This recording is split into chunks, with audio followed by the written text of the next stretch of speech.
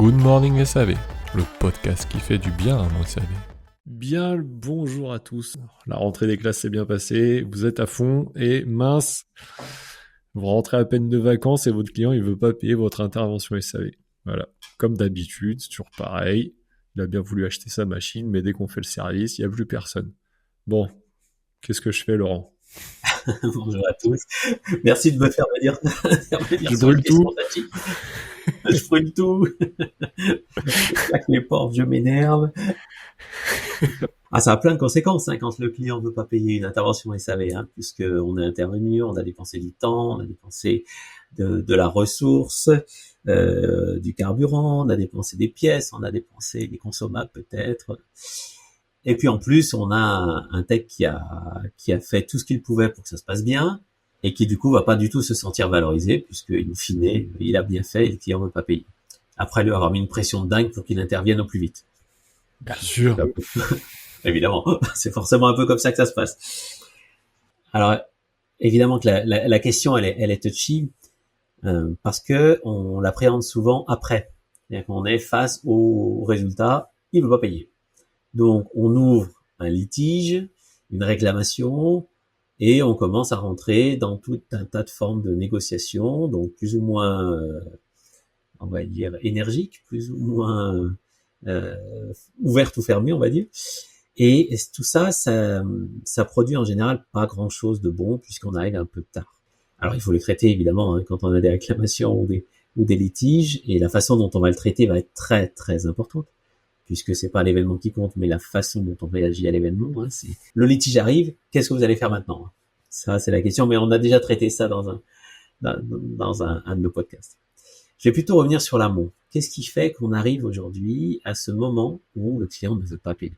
Alors, il y a plusieurs phénomènes, je crois. Je peux en isoler quelques-uns. Le premier, c'est peut-être le plus macro, c'est que pendant des années, les entreprises ont éduqué les clients à la gratuité du service. Et elles les ont bien éduqués, elles ont bien fait le travail. Les clients ont bien compris que ça pouvait être gratuit. Pourquoi? Parce que il y a eu toute une époque où quand on vendait des équipements, on gagnait suffisamment bien notre vie, les marges étaient confortables, donc on pouvait offrir un moment d'installation, on pouvait offrir un moment de formation, on pouvait offrir un dépannage, un petit préventif, une petite mise au point. Voilà, c'était pas gênant. La rentabilité était déjà là.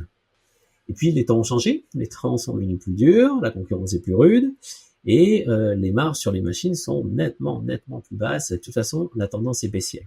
Donc on a moins de place. Donc aujourd'hui, le service, pour tous ceux qui nous écoutent depuis le début, vous savez que ça a de la valeur et ça doit être valorisé. À quel prix? C'est l'élément de rentabilité d'une entreprise. C'est l'élément majeur de rentabilité d'une entreprise si c'est bien cher. Donc, on a ce premier phénomène. On doit lutter contre un marché qu'on a éduqué à la gratuité. Et évidemment, on le sait bien, éduquer quelqu'un à changer de culture et à changer de comportement, ça se fait pas en claquant des doigts. Ça demande et de l'énergie et du temps, et de s'y prendre de la bonne manière. Donc, on peut pas passer du jour au lendemain à c'était gratuit, maintenant tu dois payer. Qu'est-ce qu'on a mis en place pour faire cette transition progressive? Et sur quoi? Qu'est-ce qu'on accepte encore de lâcher? Qu'est-ce qu'on ne lâche pas? Donc, quelle est la stratégie qu'on a mis en place face à ça? Ça, c'est le premier point. À côté de ça, on a un deuxième phénomène qui est le client a besoin de comprendre ce que c'est que le SAV. Et tous les clients ne le comprennent pas. Tout le monde n'a pas la culture de ce que c'est que le SAV. Pour certains, le SAV, c'est le petit gars sympa qui vient, qui résout le problème et qui s'en va. Pour d'autres, le SAV, c'est un système pompier il y a un incendie, tu viens m'éteindre le feu, t'as tout massacré, mais bon, au moins, je peux repartir. Pour d'autres encore, c'est un mec hyper sympa, qui a une super relation, il est pas au top, mais à chaque fois qu'il vient, qu'est-ce que je suis content de le voir. Ça peut être ça aussi, le SAV. Et pour d'autres encore, le SAV, c'est une interface téléphonique où je dois appuyer sur 1, sur 7, puis sur 8, puis sur 22 et répéter 7 fois la même chose à quelqu'un qui comprend très moyennement ce que je lui explique. Ou encore, pour d'autres encore, le SAV, c'est une interface logicielle sur laquelle je me connecte, j'écris, on me répond 24 heures après, et puis je réécris, on me répond 24 heures après, puis je réécris et je m'énerve et j'appelle. toutes ces expériences sont des bouts de choses que tout un tas de clients ont vécu à des niveaux divers et variés. Et ça me démontre que le SAV, c'est une multitude de perceptions. Et que toutes ces perceptions sont des réalités. C'est pas la réalité, ce sont des réalités ou des bouts de réalité. Donc là, derrière, ça amène à finalement nos équipes, comment elles valorisent, comment elles parlent du SAV, comment les commerciaux parlent du SAV. Ils en parlent comme un truc en plus, ils en parlent comme un truc intégré. Ils en parlent comme un truc qui est pas essentiel, ou ils en parlent comme un truc qui est vital. Ils en parlent au moment de la vente, ou ils laissent faire les autres. C'est quelqu'un d'autre qui en parlera à un moment donné. Ils sont très très clairs sur les critères de garantie, ou ils restent volontairement un peu flous, comme ça, on se débrouillera quand ça arrivera. Et ainsi de suite. Okay, à quel endroit vous vous reconnaissez là-dedans? Donc comment on en parle en amont? Je dis commerce, j'entends le commerce, les marketing, toutes les personnes, les ADV éventuels. Comment en parlent les techniciens? Comment, quand ils arrivent, ils parlent eux-mêmes de leur propre SAV? Le nombre de techniciens qui dénigrent son propre SAV, c'est assez incroyable. Sans le vouloir, c'est pas intentionnel. C'est des petites phrases comme ça parce qu'ils sont énervés. Parce qu'il y a un truc qui les agace. Et ils vont dénigrer un petit peu un collègue. Ils vont dénigrer un petit peu quelqu'un au bureau. Ils vont dénigrer un petit peu un système, un process. Et sans se rendre compte qu'ils sont en train de scier la branche sur laquelle ils sont assis.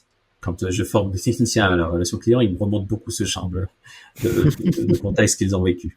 Et puis, comment on trace ce qu'on a fait? Qu'est-ce qu'on délivre au client une fois qu'on a intervenu? Bon, il devrait être content, sa machine remarche. Non, ça s'arrête pas là. L'intervention SAV, elle s'arrête au moment où il a un rapport assez précis de quelle était la cause, comment elle a été résolue, quelles sont les pièces qui ont été changées. Le rapport d'intervention, c'est pas quelque chose pour faire joli ou que quelque chose que le DAF demande ou que mon responsable demande parce que il a des informations qu'il veut récupérer. C'est un outil de traçabilité fondamental et de communication fondamentale avec les clients. Donc, ce qu'on y écrit est très important. Les éléments qu'on choisit d'écrire sont très importants. Et ça fait partie des éléments qui vont valoriser ce qu'on a fait. Si on a mal écrit, si on a mal informé, si on a réduit au minimum l'information, ça dit que l'intervention que j'ai faite, finalement, elle a peu de valeur. Donc tout ça, c'est des éléments dans la relation client. Pour ne citer que cela, on pourrait lister tout un tas d'autres, mais j'essaie d'être synthétique. Et puis on a des éléments au niveau des process. Le nombre d'entreprises qui intervient en SAV sans avoir un devis signé est très élevé. Pourquoi? Parce qu'il y a les us et coutumes, parce que écoute, tu sais très bien que chez nous, le processus pour émettre une commande, c'est 3 semaines. Je ne veux pas attendre 3 semaines que tu interviennes, j'en ai besoin tout de suite, moi. Comment, à ce moment-là, on formalise quand même un peu les choses? À minima, un mail de demande. À minima. Un mail qui accepte que le budget sera de l'ordre de, avec tel et tel contenu. Comment on a sécurisé ça d'un point de vue processus? Parce que pas de document signé, pas d'éléments juridiques à défendre. Donc, si le client ne veut pas payer, il ne paye pas. Okay. Et on rentre dans une bataille qui va être ardue. On pourra peut-être y arriver, mais ça va être très ardu. Donc, la question de nos propres process aussi est importante. Et qu'est-ce que l'on a validé en amont avec le client? Souvent, on me dit, oui, mais le client, il est comme ça, il fonctionne comme ça. D'accord? Est-ce que la conversation a été posée au moment de la vente? Oh, tu te rends pas compte, pas au moment de la vente. Au moment de la vente, il s'agit de vendre des machines. Pas de lui dire que ça va être compliqué côté process. Alors déjà, si tu penses que ça va être compliqué côté process, interroge-toi sur tes process. Parce que justement, les process doivent être simples pour le client. Ça doit être facile pour lui. Okay, donc, ils doivent être pensés clients, pas seulement entreprise. Okay, donc, il y a peut-être une question à se poser là. Et puis, pourquoi les commerciaux ont peur d'en parler? S'ils ont peur de parler du SAV, c'est que ton SAV, il se passe pas si bien. C'est qu'il y a tout un tas de petites choses qui vont pas. Donc, travaillons ces choses qui vont pas pour que les commerciaux puissent en parler de manière positive. Et plus tôt. Et qu'on aborde très, très tôt la façon dont on va fonctionner ensemble en termes de SAV, en posant un cadre et des règles. Donc, si déjà je traite tout ça, des clients qui veulent pas payer, je vais en avoir moins. Beaucoup moins. Et vraiment beaucoup. Moi, ce que je vois dans ce que tu dis, et depuis qu'on a commencé le podcast, c'est que souvent, tout ce que le client il va reprocher ou ne pas payer au SAV, ou enfin, tout ce dont on parle, en fait, c'est nous-mêmes qui l'avons créé. Et on entend souvent dans le développement personnel, c'est que les gens, ils te traitent comme toi, tu te traites toi-même. Donc là, en gros, ce que tu es en train de dire, c'est que tout ce que tu racontes en mal de ton SAV, ne serait-ce que, ouais, mais c'est parce que mon chef, il est comme ci, mais c'est parce que le commercial, il a fait ça, et c'est parce que le gars des pièces, il commande jamais à l'heure. Ça peut paraître anodin, mais en fait, c'est répété et encore. Même les choses les plus anodines, en fait, elles ont un impact sur le client, et le client, il prend ça, il dit, ah bah voilà, de toute façon, ils se respectent pas, pourquoi je les respecterais pas, quoi, en fait. Alors, c'est pas, ce qui est bizarre, c'est que ça se passe pas comme ça dans la vraie vie. Le gars se dit pas, ah, il parle mal, je vais mal lui parler. Non, c'est que c'est insidieux, en fait. Ça se fait comme ça, petit à petit sur la durée, et en fait, on se tire des balles dans le pied, quoi. Oui, très très fréquemment. Et c'est involontaire. Hein. Il y a pas la volonté de dénigrer. Hein. Rarement, ça peut arriver parfois, mais c'est rare. C'est involontaire. Mais des petites phrases qui sont lâchées. Ah ben c'est encore le magazine qui a merdé. Bah non en fait, parce que tu es en train de parler du fait que dans ton entreprise on est mal organisé. Donc toi-même tu es mal organisé. C'est comme ça en tant que client que je vais l'entendre. Tu es en train de me dire que tu es mal organisé. Comment tu veux que j'ai envie de payer ça? Moi, j'ai pas envie de payer ça. Et on peut les démultiplier, des phrases comme ça, j'en ai entendu, mais des centaines, c'est incroyable. Mais c'est parce que c'est sous le coup de l'émotion. Je suis agacé, je suis énervé par une situation qui me résiste, et ou effectivement, quelqu'un dans l'entreprise peut m'agacer parce qu'il a des comportements qui ne sont pas adaptés, ça se répète. Mon management ne fait pas ce qu'il faut pour que ça change, et au lieu de remonter par mon management une énième fois que ça pose problème, je le balance devant le client. Sauf que les effets sont très négatifs. Et la répétition va créer une habitude. Donc ces comportements-là, c'est en partie ce qui convient de changer, mais il y a aussi des questions de processus. Et puis, il y a une autre question à se poser. Le SAV est forcément réalisé par quelqu'un. Forcément. C'est-à-dire que la machine, elle vit pas toute seule. Il y a forcément quelqu'un qui fait quelque chose. À quel moment, dans l'entreprise, on a interrogé chacun de nos clients sur la vie de la machine chez eux? Ce qui est fait par eux, éventuellement des techniciens internes qui peuvent avoir, ce qui est fait par un prestataire local, une boîte de maintenance locale, un sous-traitant électrique local, un sous-traitant soudeur local, ou je ne sais quoi d'autre, ce qui est fait éventuellement en partie par nous, ce qui est fait en partie par des concurrents qui ont une partie du savoir-faire. Où va le service? Où va le service qui est réalisé chaque année? Et qui le fait? Dans quelles conditions? Et à quel prix? Est-ce que ces conversations-là, vous les avez avec chacun de vos clients? Parce que quelqu'un le fait, le service. Hein, la machine ne vit pas par hasard et par miracle. Hein. Il y a quelqu'un qui fait quelque chose. Si je n'ai pas une compréhension fine de ça, comment je peux savoir ce que je peux valoriser? Comment je peux savoir ce qui m'échappe? Ce que je pourrais aller chercher? Ce qui, finalement, a de la valeur pour le client? Parce qu'on y revient toujours à ce qui a de la valeur pour le client. Hein, quels que soient les épisodes sur lesquels on travaille, j'y reviens souvent. Parce que c'est ce que le client achète. Donc, si je suis pas allé à ce degré-là de profondeur et de compréhension de qui rend service à chacun de mes clients sur mes équipements, je passe à côté de prestations. Je passe à côté de compréhension de valeur et je passe à côté du coup de fait que il peut peut-être me comparer à un prestataire local qui vient plus vite, parce qu'il est plus disponible ou plus près, qui a peut-être un petit peu plus de pièces parce que c'est des pièces du commerce, qu'elles sont faciles à trouver et que lui il a du stock. Alors que nous, on n'en a pas.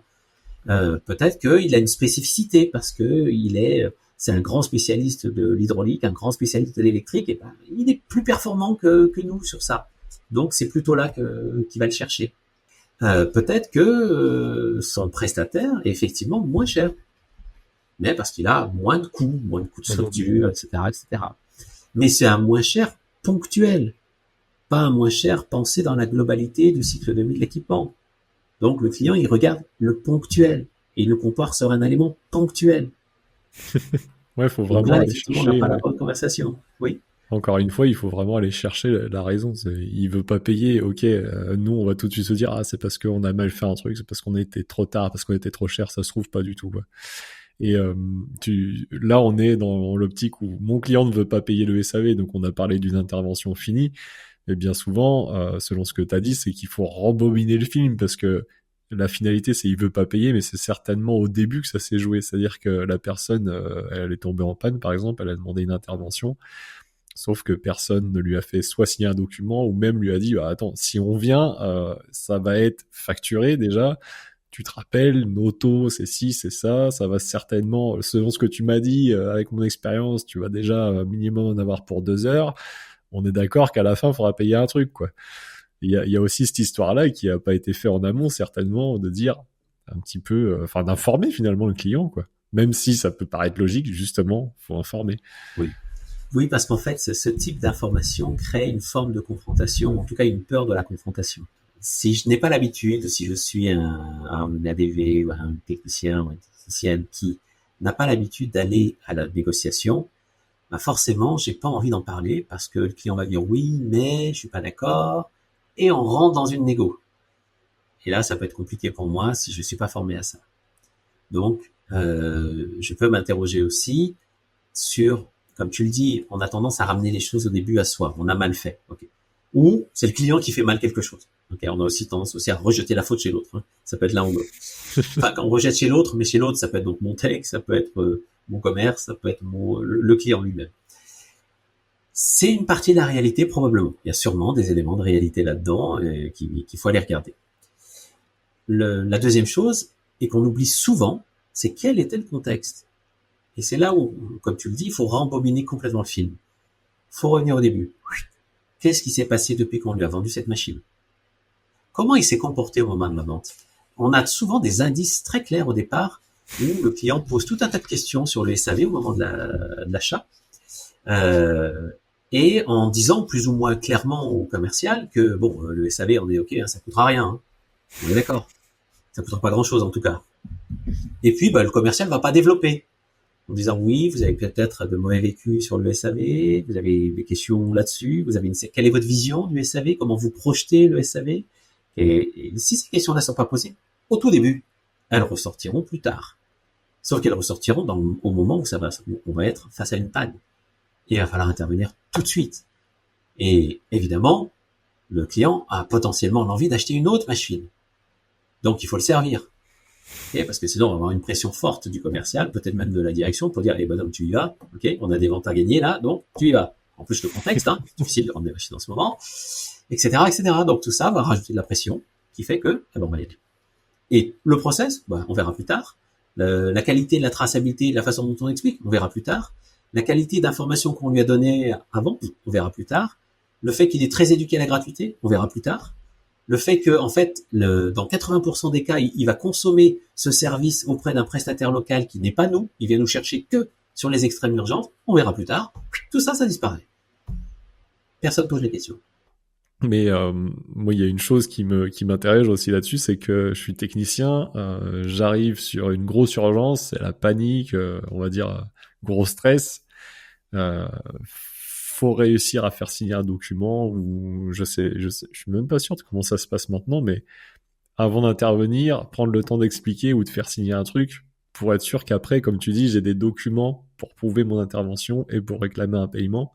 Pour avoir été sur le terrain, moi, il y a des fois où, clairement, en y regardant maintenant, je me disais pas avoir les capacités de faire ça et même pas oser le demander parce que je sais très bien comment ça allait être reçu, quoi. Bien sûr, parce que il y a tout un tas de métiers où en face, on a des clients qui ont du caractère. On va pas se laisser faire facilement. Okay, et qui peuvent paraître qui peuvent faire peur. Un technicien, c'est ok d'avoir peur, c'est pas un sujet. Parce que on sait pas faire. On sait pas gérer quelqu'un de bourru, quelqu'un qui va être un peu agressif dans la forme.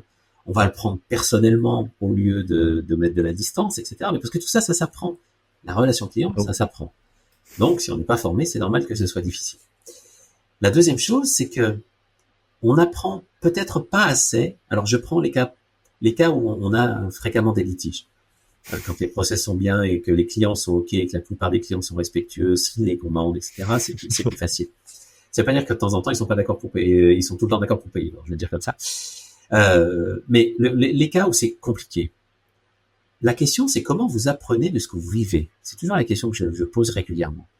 Parce que, OK, j'ai 3 clients, ils veulent jamais signer de document. Ils veulent jamais envoyer un bon. Et de toute façon, si on n'y va pas, c'est clair, ils arrêteront de bosser avec nous.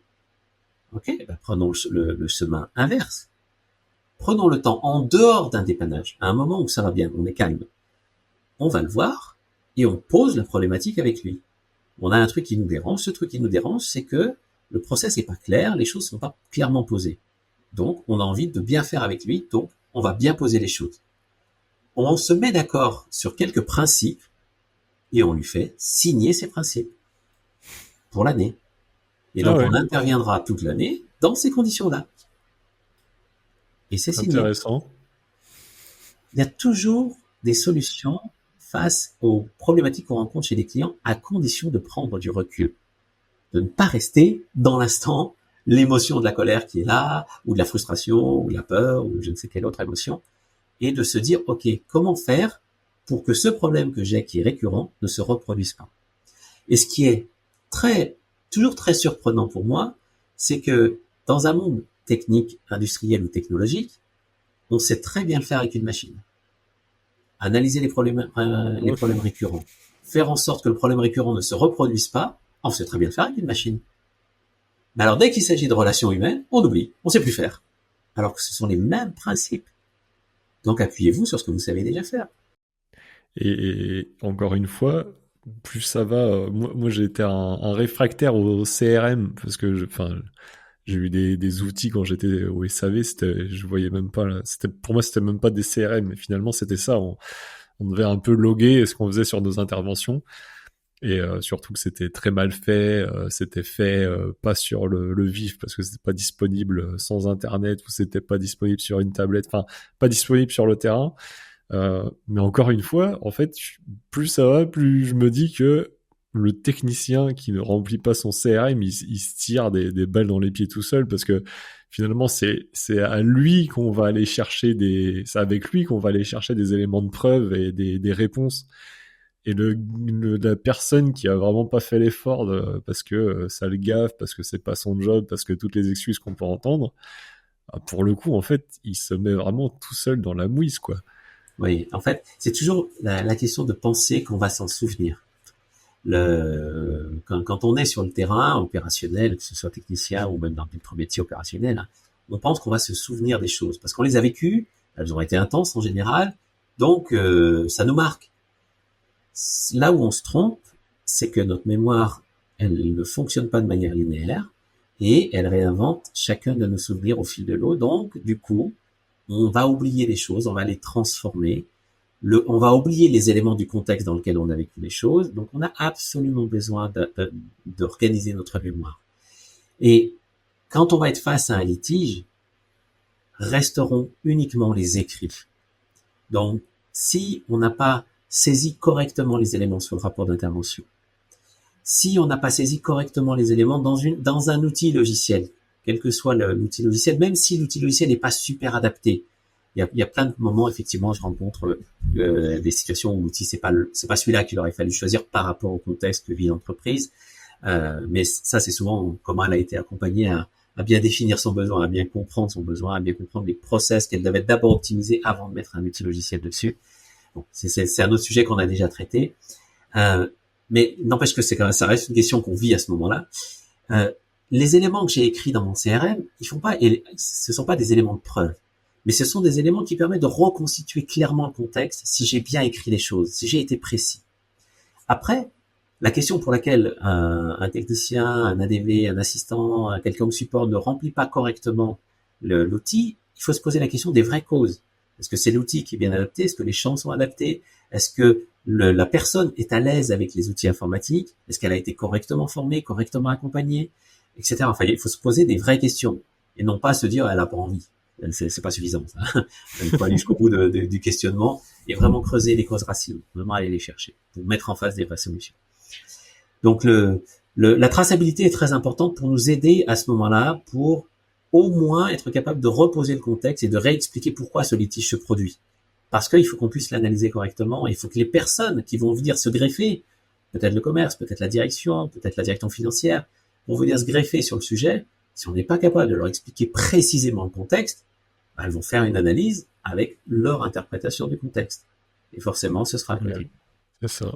Donc, ce que j'ai envie de dire, qu'on insère dans le CRM, qui est toujours un sujet, c'est que pour toi, technicien, c'est vraiment un acte hyper égoïste de remplir le CRM qui pourrait t'aider dans le futur. C'est un peu à ça des fois qu'il faut y Voilà, penser, ce n'est pas que pour les autres. surtout si la situation est un peu raide.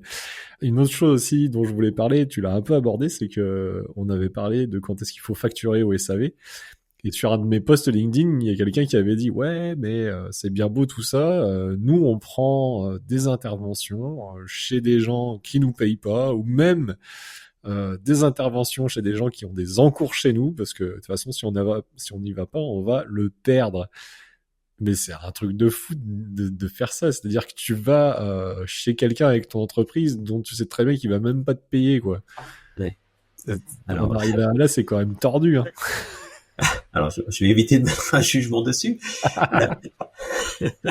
Désolé. Mais la question finalement qui se pose derrière, c'est est-ce que une entreprise doit payer pour travailler avec ses clients? Est-ce que c'est ça l'enjeu? Est-ce que c'est comme ça qu'elle va être rentable? On peut présupposer que non, a priori. Donc, si c'est bien le client qui doit la payer pour la valeur qu'elle lui apporte, c'est donc que on doit à un moment donné se poser la question de ça veut dire quoi perdre un client? Parce que c'est souvent l'argument qui est posé. Oui, il faut quand même y aller parce que sinon on va le perdre. Très bien. Posons-nous une seconde. Qu'est-ce qu'on a à gagner à continuer à travailler avec lui? Qu'est-ce qu'on a réellement à perdre à arrêter de travailler avec lui? Posons-le sur un papier, factuellement.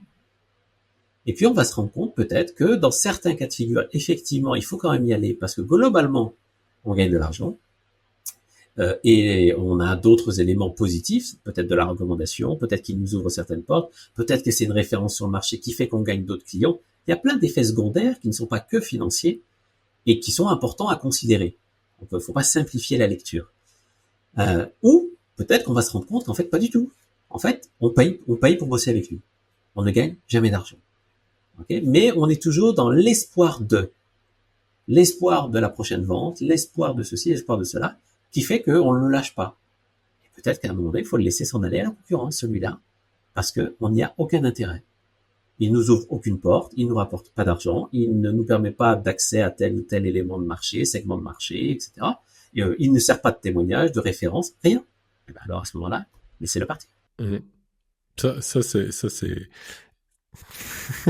ça me parle énormément. Moi, j'ai eu un cas comme ça aussi. J'étais jeune technicien, mais enfin, en fait, sans parler d'argent, là, on parle beaucoup d'argent et ce qui nous fait gagner de l'argent, etc. Un peu de recommandations et ce qui il nous ouvre des portes. Il y a un truc aussi qu'il faudra qu'on traite dans notre podcast, c'est le respect que les clients montrent à nos techniciens ou à n'importe quelle personne qui est dans notre entreprise. Et ça, moi, je trouve que c'est très important. Parce que si tu laisses les clients marcher sur tes techniciens, ça en dit aussi, sur tes techniciens, sur tes commerciaux, peu importe, sur ton entreprise, ça en dit long aussi sur la culture que tu fais intégrer aux employés. Nous, on avait un client, tous les ans, il changeait de machine et tous les ans, il prenait la machine la plus chère, la machine la plus grosse, enfin, tu sais, le full option. Peu importe ce qu'on lui vendait, il faisait ça avec tout le monde, avec tout. C'est un agriculteur, donc on parle de matériel agricole, mais il prenait toujours le plus gros, le plus machin. Et ok, cool. Alors tout le monde l'adorait, adorait le voir venir, surtout les commerciaux, parce qu'il savait que facilement, le mec était attaché à une marque, il allait prendre le produit, et même pas à peine de discussion. Et puis comme c'était le full option, machin, c'était le truc qui coûtait extrêmement cher, c'était génial. Mais alors, quand t'allais là-bas en intervention, tu t'en prenais, mais littéralement plein la gueule, je vais vraiment le dire comme ça, parce que cette personne était horrible, elle te parlait mal, enfin, moi j'y étais une fois, et moi j'étais un peu une tête cramée, donc le mec avait même appelé mon chef en disant qu'il voulait plus me voir, que de toute façon j'étais un bon rien, parce que bah, moi je lui avais répondu, tu vois. Et voilà, et donc, et c'était connu, que ça soit nous de notre entreprise, une autre entreprise, t'allais là-bas en faire du SAV, tu t'en prenais plein la gueule. Enfin voilà. Et ça, c'est typiquement pour moi le genre de client, ok, il t'achète chaque année une grosse machine, mais est-ce que ça vaut vraiment le coup d'envoyer tes techniciens là-bas se faire défoncer à chaque fois qu'il y a un problème? Je suis pas sûr, quoi, franchement. Et là, quand tu vas me dire ça, moi, ça me parlait énormément parce que je l'avais vraiment très mal vécu et je me rappelle comme si c'était hier, quoi. Horrible. Je propose qu'on traite la question du respect dans un autre épisode, parce qu'il y a beaucoup à dire dessus. En revanche, pour faire le lien avec la situation que tu montres, quand on a un client comme ça qui est très attiré par le très haut de gamme, qui veut toujours le meilleur produit, le meilleur équipement.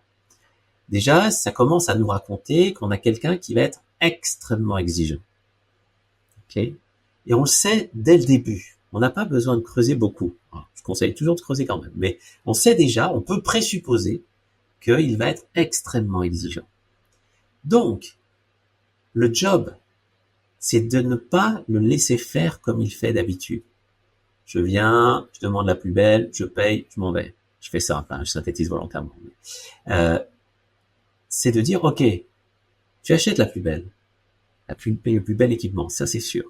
Mais ce plus bel équipement, il est associé à un contrat de prestation. Et voilà ce qui est dedans. Et le travail qu'on va faire, c'est pas de lui vendre un contrat standard. C'est de définir quels sont les éléments de service qui ont énormément d'importance dans son utilisation à lui, pour qu'il garde son standing. Parce qu'il y a cette question-là qui est posée derrière.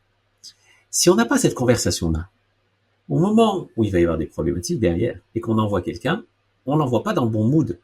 On l'envoie pas en terrain connu, en sachant précisément ce qu'il doit faire, comment il doit le faire, comment il doit parler, comment il doit présenter. On l'envoie pas au bon endroit, donc on l'envoie casse-pipe. Et donc, effectivement, selon qui on envoie, la réaction risque d'être violente. Et à ce moment-là, des questions comme la question du respect vont ressurgir, alors que c'est pas ça exactement l'enjeu. Je mets de côté la forme, la façon dont cette personne a pu parler dans le passé. C'est un sujet, mais je le mets de côté volontairement dans l'exemple que je donne ici, pour dire que la connaissance que l'on a de nos clients, de leurs attentes, de ce qui est important pour eux, va déterminer la façon dont on va réaliser le service pour eux. Et donc, in fine, déterminer s'ils vont être prêts à payer ou pas. Tout est lié tout le temps, en fait. Si on n'a pas toute cette chaîne en permanence, client par client, on ne peut pas comprendre, en fait, ce qu'ils attendent vraiment. Et donc, on peut, à un moment donné, se retrouver avec un client qui ne peut pas payer le SAV. Pour toutes les raisons qu'on a abordées, plus ces éléments-là qui viennent s'appuyer. Ouais. Et on va dire, pour conclure l'épisode, c'est que comment on se traite nous-mêmes, comment on parle de notre entreprise, comment on parle de nos collègues, comment on parle de notre SAV, de nos commerciaux, bref, chaque fois qu'on est face aux clients et comment on va parler de notre entreprise, même l'événement le plus infime, que ça soit une pièce en retard, et on va dire, comme aux États-Unis, comme dans les films quand ils arrêtent, tout ce que vous pourrez dire sera retenu contre vous. Voilà, c'est ça. C'est ça. Tout ce que vous pourrez dire sera retenu contre vous. On peut le résumer comme ça, effectivement. Tout a de l'importance. Il n'y a pas de choses dites ou faites, pas seulement dites, également faites, qui ne comptent pas. Tout compte. Et la répétition enfonce le clou. Allez, bonne semaine. Restez avec ces idées en tête et puis bon courage à vous sur le terrain. Bonne semaine à tous. C'est fini. Rendez-vous la semaine prochaine pour un nouvel épisode.